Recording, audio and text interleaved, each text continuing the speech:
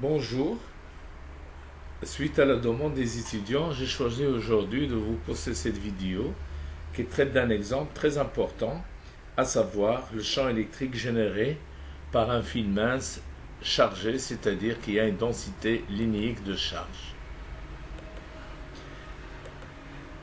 On considère un fil rectiligne AB de longueur finie 2A portant une densité linéique de charge, et je suppose ici qu'elle est positive, il faut positiver un peu dans la vie. Donc on a lambda qui est en coulomb par mètre. On demande de calculer en tout point M de l'espace le champ électrique créé par ce fil. On suppose que M est la projection de M sur la droite AB, et on posera OM égale à Y, OA égale à XA et OB égale à XB. On examinera les cas particuliers suivants. Vous avez le point M dans le plan médiateur, c'est-à-dire juste au milieu du segment du fil, et puis on regardera le cas très intéressant qu'on verra aussi à l'aide du théorème de Gauss. Le fil a une longueur infinie, c'est-à-dire L tend vers l'infini. Calcul de champ électrique E, on a un point M donné. On considère DE comme l'élément du champ créé par ce petit élément du fil qui est chargé, que j'ai appelé dx, d'accord, et qui est centré autour du point P. Je commence par tracer le segment du fil, AB, avec les coordonnées sur l'axe des x, xa et xb, et le point P a une abscisse qui est égale à x. Le point M est situé quelque part à une distance y de O. Je définis l'angle θA comme l'angle engendré par OM et MA. Voilà. La même chose pour θ, c'est MP et MO. Donc on a θ ici, et puis θB, c'est l'angle engendré par MB et MO, c'est-à-dire celui-là qui est en bleu ciel. Comme vous le savez, par définition, comme on a vu dans le cours, l'élément du champ DE est égal à K, la constante électrique qui est égale à 9 fois 10 puissance 9, système international, fois la densité de charge linéique lambda, fois l'élément de longueur dx, parce que lambda fois dx va être égal à dq, à la quantité de charge élémentaire qui est portée par le petit segment infinitésimal de longueur dx, divisé par la distance que j'ai appelée Pm au carré, fois un vecteur unitaire qui est dirigé du point P qui engendre le champ électrique vers M. Le voilà, le petit vecteur unitaire. Dans le triangle PMO, on a tangente de θ est égal au côté opposé, qui est égal à x, de là à là, divisé par la hauteur ici qui est y. Cela veut dire que quand je dérive la tangente de θ, je vais avoir dθ sur cosinus θ au carré. Y étant constant, c'est une hauteur qui est choisie où on a placé le point M. Et j'ai alors la dérivée de x sur y, c'est dx sur y. Ceci implique que dx est égal à y fois dθ sur cosinus θ au carré. Et Pm, d'après le figure, nous avons Pm qui est égal à y sur cosinus θ, et je remplace les termes par leur valeur. J'ai du qui est égal à k lambda. Y, c'est Pm cosinus θ, d'accord, qui est là. Et nous avons cosinus θ au carré en bas et y carré en bas, d'accord, et le vecteur qui est toujours là. Maintenant, je vais regarder les projections du champ élémentaire DE sur l'axe des x et sur l'axe des y. Bien sûr, l'axe des x, c'est tout simplement cette valeur multipliée par sinus de θ.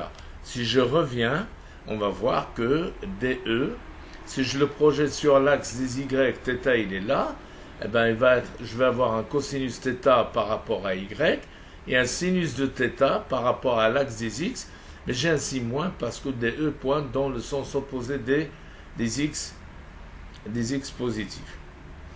Du coup, dy est égal à plus ici, k lambda cosinus θ dθ sur y, et l'autre c'est avec un sinus θ. Ceci implique, si j'intègre EX est égal à moins k lambda sur Y, l'intégrale, on intègre sur les bornes θ A et θ B, comme on a vu tout à l'heure, l'intégrale de sinus θ dθ. De la même manière, ici j'ai EY égale à k lambda sur Y, et j'intègre de θA jusqu'à θB de cosinus θ dθ. Je rappelle qu'au θA c'est MOMA, d'accord, c'est l'angle formé par ces deux vecteurs, idem pour θB qui est formé par les vecteurs MO et MB. Et on voit que EX est égal, d'après ces intégrales, à moins k lambda sur Y, cosinus de θB moins cosinus θA. C'est très important, c'est à retenir. À l'examen, il ne faut pas redémontrer tout ça. Si on se rappelle, ça fait très plaisir. Ceci implique que EX est égal, je remplace cosinus θB et cosinus θA par les coordonnées cartésiennes. J'ai θ cosinus θB, c'est Y sur racine carrée de XB au carré plus Y carré. De la même manière, l'autre, il suffit de changer XB par XA. Et finalement, EY est égal à k lambda sur Y, sinus θB moins sinus θA, ça sur l'axe des Y. Je remplace encore une fois sinus θB, sinus θA par les coordonnées cartésiennes et on a EY égale à k lambda sur Y, XB sur racine carrée de XB au carré plus Y carré, idem ici, mais j'ai juste remplacé XB par XA. Comme cas particulier, sur le plan médiateur, c'est-à-dire que j'ai une droite et le point, il est juste sur la médiane, c'est-à-dire la verticale perpendiculaire au fil et qui est placée juste au milieu du fil. Dans ce cas, on va avoir XA égale à moins XB et ça va donner EX est égal à 0 et EY est égal à 2k lambda sur Y fois racine de Y fois Y sur racine carrée de XB au carré plus Y carré. On voit tout de suite sur la médiane, verticalement, le champ électrique n'a pas de composante sur l'axe des X et EX égale à 0. La seule valeur qui est non nulle est celle qui est perpendiculaire au fil, c'est-à-dire dans l'axe des Y. Deuxième cas particulier qui est très intéressant, et comme je dis, on va essayer de le démontrer d'une manière beaucoup plus plausible, beaucoup plus jolie, je dirais, c'est quand j'ai un fil infini. Bon, tout d'abord, un fil infini n'existe pas. Il n'y a pas un endroit dans l'espace où je pourrais le mettre. La Terre est finie, le système solaire est également fini, l'univers, la galaxie est finie, l'univers, je n'en sais rien, on est en train de regarder ça de très près. À ce moment-là, XA tend vers moins l'infini, XB tend vers l'infini. Ça revient à dire que θA tend vers moins pi sur 2 et θB tend vers pi sur 2. Donc je peux travailler avec les coordonnées angulaires ou les coordonnées cartésiennes. Dans ce cas, EX va être égal à 0. Encore une fois, le champ électrique n'a pas de composante sur l'axe des X. Et EY est égal à 2k lambda sur Y. Et ça, c'est quelque chose qu'on va trouver très facilement et d'une manière très pertinente grâce au théorème de Gauss qui est un théorème fondamental. Les étudiants doivent retenir que le champ électrique pour un fil infini est perpendiculaire à ce fil. Donc, ça va faciliter les choses pour le théorème de Gauss. Je m'arrête là. La prochaine fois, je vais traiter les sphères et d'autres surfaces. En attendant là, je vous souhaite un très bon courage et je vous remercie.